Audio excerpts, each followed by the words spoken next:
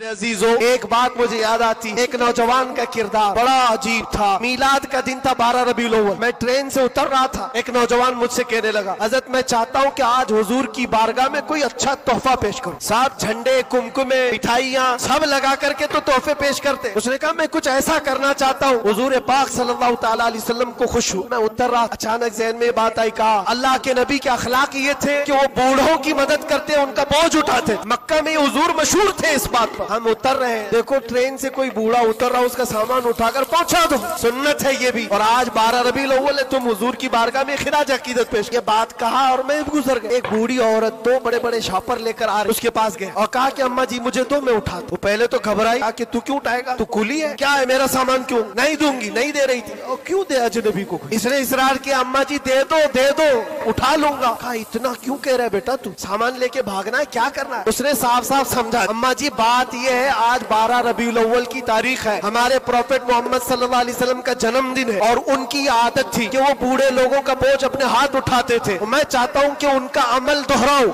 उनके अखलाक पर अमल करूं और मैं उनकी रूह को खुश करूं। बूढ़ी के दिल में बात, ले बेट, तू तेरे नबी की बात कर रहा है, तुम्हारा कोई त्योहार का दिन है, ये करना है तो करो। वो शॉप पर लेकर के गया, उसको जहाँ तक पहुँचाना था पहुँचाया। ये बात आई गई, गुजर गई। हम भी तो सोचते हैं कि छोटी सी बात। 6 महीने गुजर जाने के बाद उस नौजवान ने मुझसे कहा कि वो बूढ़ी औरत जिसका मैं सामान उठाया, वो अभी राब्ते में, कांटेक्ट में अभी आई और कह रही है कि बेटा 6 महीने गुजर गए, अब तक मैं तेरे नबी का बायोडाटा ही पढ़ रही हूँ, अब तक मैं उनके अखलाक ही पढ़ रही हूँ। क्यों? तेरे उस अमल ने मुझे इतना मुतासिर किया। इस जमाने का कोई जवान, अरे मेरे बेटे मेरे पोते नहीं आए मुझे लेने, किसी और का बेटा मेरा सामान उठा रहा है, इसके अंदर इतना असर कहाँ से आया। और जब तूने बताया तेरे नबी के अमल है, मैंने सोचा कि उस नबी को क्यों न पढ़ूं। पढ़ते पढ़ते मैं इस मकाम पर पहुंच गई।